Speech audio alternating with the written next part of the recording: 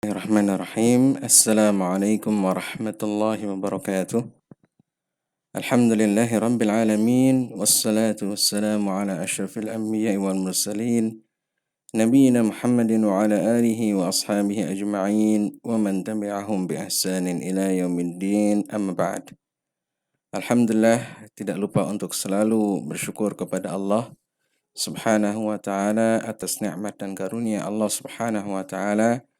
Kembali kita dipertemukan di dalam pelajaran akhlak untuk kelas 11 ya, SMKI Al-I'tisam Karawang.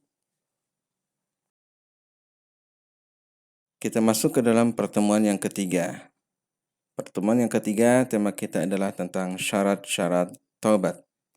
Setelah kita kemarin pada pertemuan yang kedua, kita telah memahami bagaimana definisi daripada taubat tersebut. Apa yang dimaksud dengan taubat? Sekarang kita masuk ke dalam syarat-syarat diterimanya taubat. Bagaimana agar taubat kita itu diterima oleh Allah Subhanahu wa ta'ala. Syarat-syarat taubat dari dosa kepada Allah Subhanahu wa ta'ala ada 3. Pertama adalah melepaskan diri dari maksiat. Artinya adalah kalau kita bertobat kepada Allah, maka sudah kita berhenti. Sudah tidak lagi melakukan maksiat tersebut. Kalau kita mengatakan bertobat kepada Allah, akan tetapi masih melakukannya, maka itu tobatnya tidak sungguh-sungguh. Atau tidak disebut dengan taubat nasuha, hanya main-main saja. Yang kedua adalah menyesali perbuatan maksiat yang telah dilakukan. Jadi taubat kita itu sungguh-sungguh. Dia tidak lagi merasa senang kalau melakukan maksiat, tapi merasa sangat menyesal kenapa dulu dia melakukan maksiat tersebut. Kemudian dia memohon kepada Allah agar dihapus dosa maksiat itu. Kemudian yang ketiga, bertekad untuk tidak mengulangi maksiat tersebut. Yaitu kita bersungguh-sungguh untuk sama sekali tidak menengok kembali kepada dosa yang pernah kita lakukan.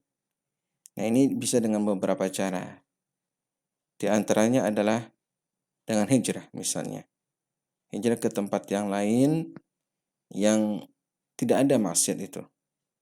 Karena kalau masih ada di tempat itu, dia akan tergoda lagi untuk melakukan maksiat yang sama. Ya, kita ingat kisah dari orang yang membunuh 100 nyawa. Kemudian dia berkonsultasi. Awalnya adalah kepada ahli ibadah. Kemudian ternyata ahli ibadah tidak memberikan solusi yang benar. Kemudian kepada ahli ilmu. Lalu dia diperintahkan oleh ahli ilmu untuk berhijrah. Maka dia pun berhijrah ya dari tempat tinggalnya. Agar apa? Agar dia tidak melakukan kembali perbuatan-perbuatan maksiat yang pernah dia lakukan. Karena di tempat yang baru adalah lebih kondusif untuk beribadah kepada Allah Subhanahu wa ta'ala, untuk taat kepada Allah Subhanahu wa ta'ala. Berbeda dengan tempatnya yang lama. Yang lama mungkin masih banyak kerusakan-kerusakan dan bisa saja dia nanti akan kembali melakukan dosa-dosa itu. Nah, ini kalau bisa misalnya bentuk daripada bertekad untuk tidak mengulangi maksiat itu diantaranya adalah dengan berhijrah. Ya. Kalaupun tidak, maka dia harus betul-betul bertekad supaya tidak lagi melakukan perbuatan yang sama.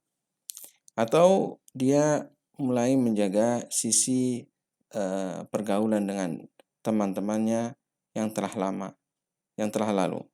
Ya, teman-teman lamanya atau teman-teman yang dulu pernah bersama-sama berbuat maksiat, maka dia mulai menjaga. Dan tidak lupa adalah dia berdoa kepada Allah Subhanahu wa ta'ala untuk senantiasa diberikan istiqamah. Kemudian dia mendoakan teman-temannya, lingkungannya juga akan menjadi lebih baik.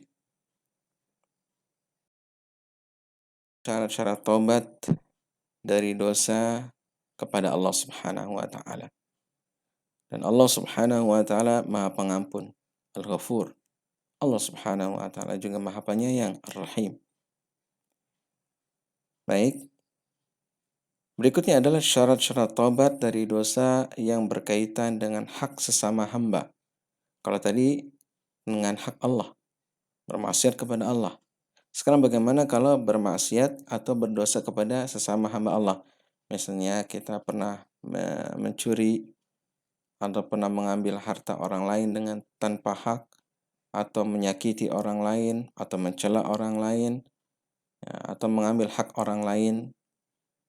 Maka dari 3 syarat tadi yang tadi sudah disebutkan, ditambahkan syarat yang keempat, yaitu mengembalikan hak saudaranya. Ya, kalau kita pernah mengambil harta seseorang, kita kembalikan. Atau memohon maaf kepadanya. Misalnya kita pernah menyakitinya, kita pernah menzaliminya, maka kita harus mohon kepadanya. Mohon maaf, agar jangan sampai nanti pada yaumul qiyamah kita akan dituntut oleh saudara kita tersebut. Dan ini tentu sangat merugikan kita. Misalnya kita sudah banyak beribadah, kemudian kita malah nanti di akhirat dituntut. Kemudian akan membayar apa yang pernah kita lakukan kepada saudara kita tersebut. Nah, ini dikenal dengan muflis, bangkrut kita pada yaumul qiyamah.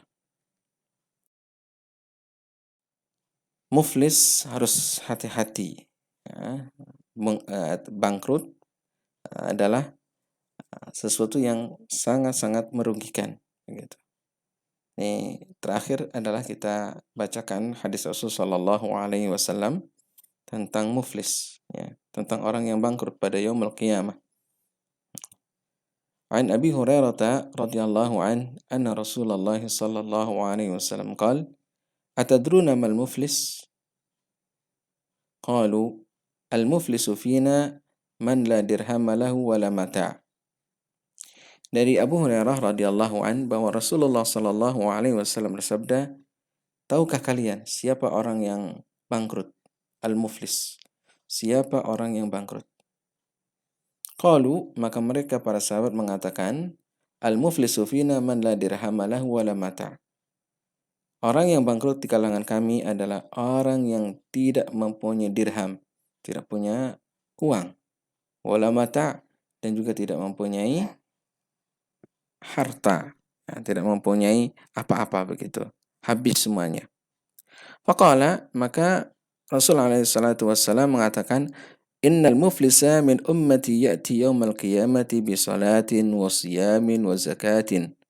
ويأتي قد شتم هذا وقذف هذا وأكل مال هذا وسفك دم هذا وضرب هذا فيعطى هذا من حسناته وهذا من حسناته فإن فانيت حسناته قبل أن يقضى ما عليه أخذ من خطاياهم فطرحت عليه ثم طرح في النار.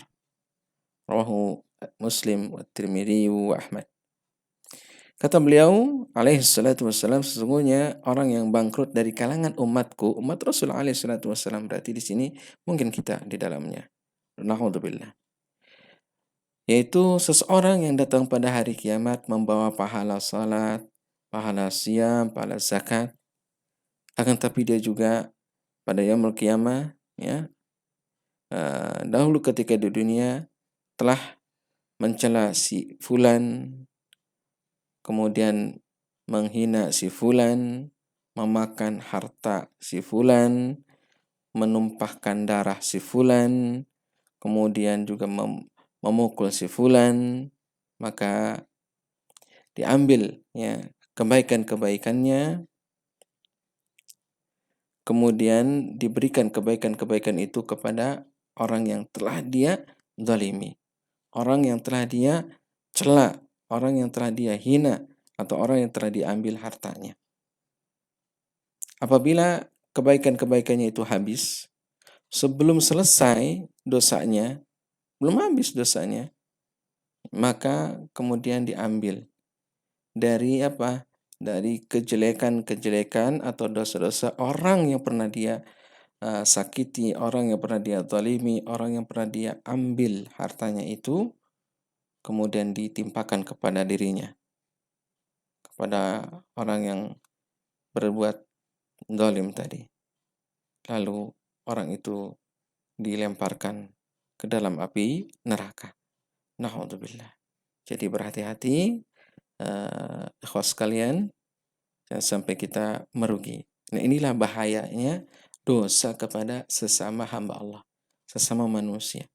Jadi kalau kita mau punya dosa kepada Allah, mudah. Allah Al-Ghafurur Rahim. Nah, kalau dosa kepada manusia, maka kita harus meminta halal, meminta maaf kepada orang-orang yang pernah kita sakiti, pernah kita zalimi.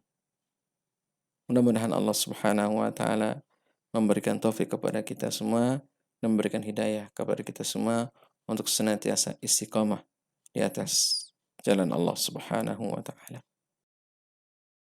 Alhamdulillahi rabbil alamin wa sallallahu ala nabiyyina Muhammadin wa ala alihi wa sahbihi ajma'in. Subhanakallahumma wa bihamdika asyhadu an la ilaha illa anta astaghfiruka wa atubu ilaik. Wassalamu alaikum warahmatullahi wabarakatuh.